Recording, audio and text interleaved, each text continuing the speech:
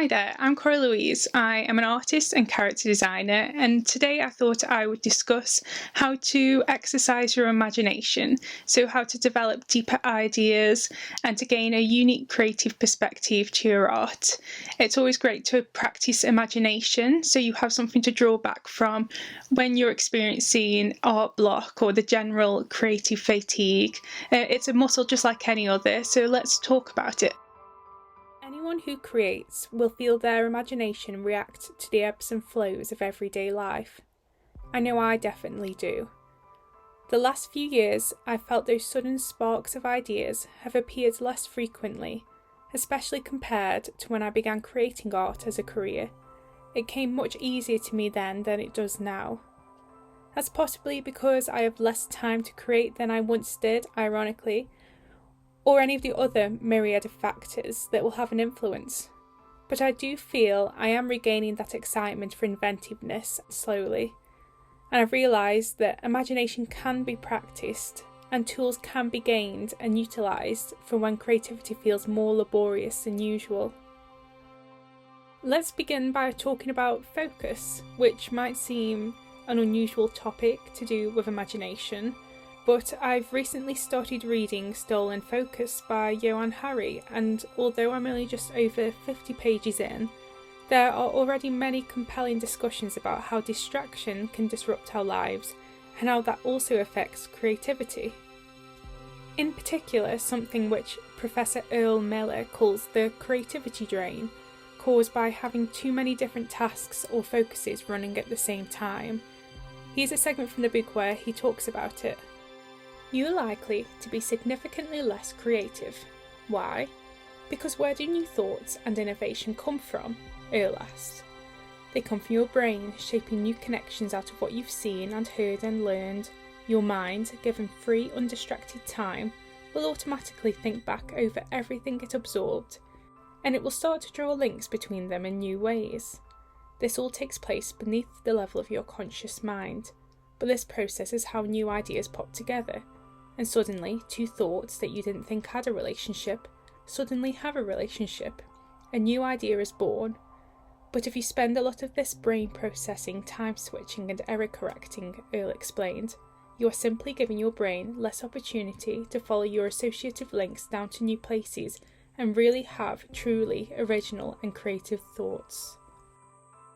This really resonated with me when I read it. It was true that my most unique and treasured ideas had developed in those long periods of time with little disturbance, like lengthy walks or car rides or before you fall asleep at night. It can feel difficult to just let your brain be sometimes, especially with so much to interact with all the time. But I'm trying to be more aware now, to give my brain time to breathe and allow for ideas to grow. In the book, it discusses about how switching tasks constantly can blunt our depth of thought. That every time you begin a new task, even something as minor as sending a text, can disrupt the flow of the original task you were working on, and that the brain needs time to refocus, and therefore the process of deep original ideas has to start all over from the beginning again. As well as creating art, I've also been practicing writing on the side for a while now. It's something I've never felt as confident in sharing. Hopefully I will do in the near future, but reading about creativity and focus has reminded me of something the author Neil Gaiman had said about his personal writing techniques. In his cabin, he either writes or does nothing at all. So he uses no phone, no internet, doesn't read any other books. So when he's fed up or bored or struggling with his work, then he has a break, but that break is to do nothing at all except sit and be. In this time of sitting and being, you may become bored eventually and therefore feel inspired to create again. You may have allowed enough space and time to solve the snag that was causing so many issues in your work. Perhaps you don't continue working at all, but just sit and develop new ideas in your head and consider other things that maybe aren't to do with work that needed time to be pondered. Or maybe just nothing comes from sitting and being at all, except you felt a little peace and you practiced allowing your brain to be without distraction, which can be quite scary to do sometimes. When sitting down to begin working on anything requiring copious amounts of imagination, it can be really daunting. I procrastinate mostly through fear of failing the task that I'm avoiding.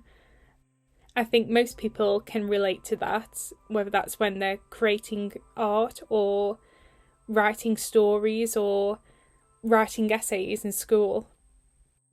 Starting your piece is always the most difficult part, but you do often find yourself in an easy, concentrated flow after a long time of trial and error and boredom and perhaps distraction. It just took some time to get there, time that was probably elongated by the interferences of other procrastinating tasks that you were doing. Maybe like something on your phone, or just anything on your phone, or talking to other people, or cleaning your house, or organising your tasks. I'm now accepting that the brain needs time to think deeply and gain focus if I want truly original ideas, and allowing it space to do that will get me in the flow much faster than usual. So now, when I want to create something, especially writing, which I find more difficult to sit down and do because I don't feel as confident in it, I will put away my phone and sit down expecting nothing to be done for the first 10, 20, 30 minutes. I allow boredom, think about the task, until a spark ignites and creativity flows. It doesn't always work, but I find it helps more often than it doesn't. Everybody is different and different techniques will work for different people, but I've found implementing this when it's needed really works for me.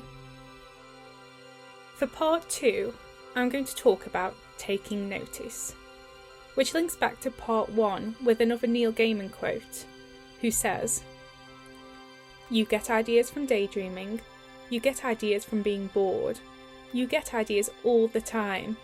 The only difference between writers and other people is we notice when we're doing it." This was an answer to the question, where do you get your ideas from? I think we often look at those who have created wonderful pieces of art, whether that is Neil Gaiman or one of the many artists on your Instagram feed, and it feels like all these people have been born with brains bursting with ideas ready to pick, when you are struggling to get anything down at all. This isn't the case, of course, the same way people are not born with the talent to write or to draw, but have gained the tools to do so as they've practiced. The brain is also a muscle, and imagination can be trained too. But what does it mean to train your imagination or to take notice of ideas? Well, it can mean not letting passing thoughts do just that. Grab hold of odd musings that are interesting to you, and if you don't have time to develop them then, make sure to jot them down to build upon them later. I've had many ideas that I believed I would remember, but when I try to think back to it later, it feels just like a leftover taste on my tongue and I can't remember for the life of me what I've eaten. So make sure to not leave these wisps of thoughts behind. Use notes on your phone, carry around a small notebook, draw a little cross on your hand to remind yourself of something to come back to later, something that's perhaps important. Taking notice can also mean, well, just that.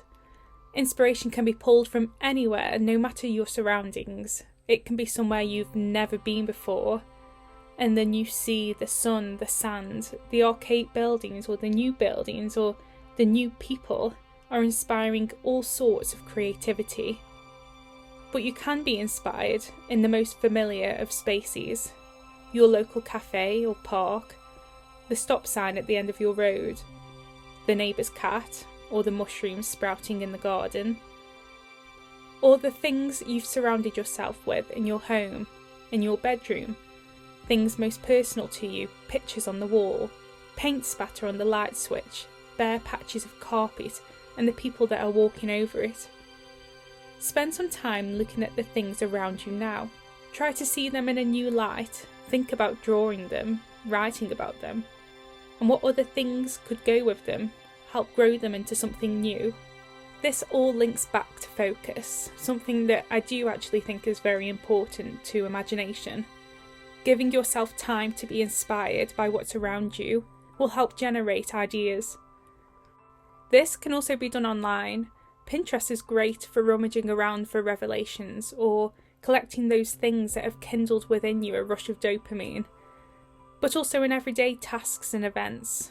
Whilst reading or watching TV or films or listening to podcasts, visiting galleries, talking to friends, all these things can inspire as long as you, upon noticing them, remember and develop the odd and interesting thoughts that they create instead of allowing them to pass through.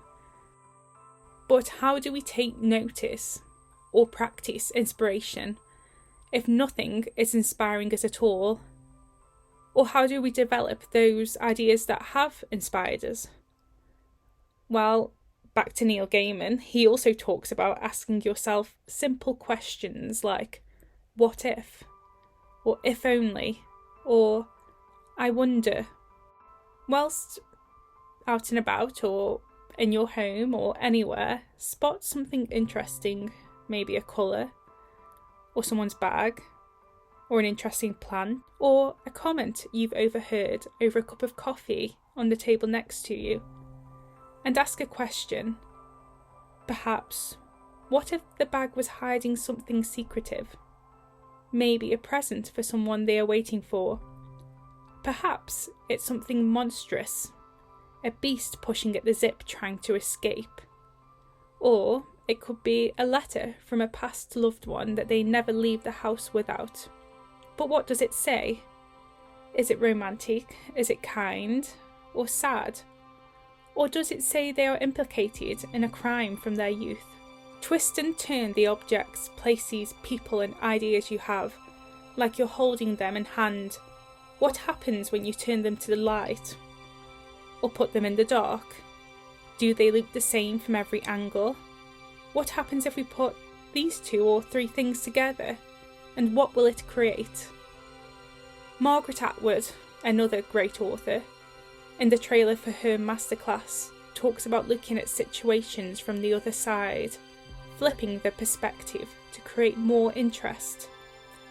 She uses Little Red Riding Hood as an example and begins the story with, "It was dark inside the wolf." So inspiration can appear anywhere, and you can practice it. Giving yourself space to grow it, training your brain to notice it, and then letting it blossom is really important for unique creativity that has depth. There are many ways to gain ideas, like using other art for inspiration, or maybe prompt generators, or a challenge on Instagram, or sketching until something just works. Nothing is bad as long as it develops ideas and fits for you. I hope you've enjoyed this video. Let me know what you thought of this format, and I will see you in the next one. Bye!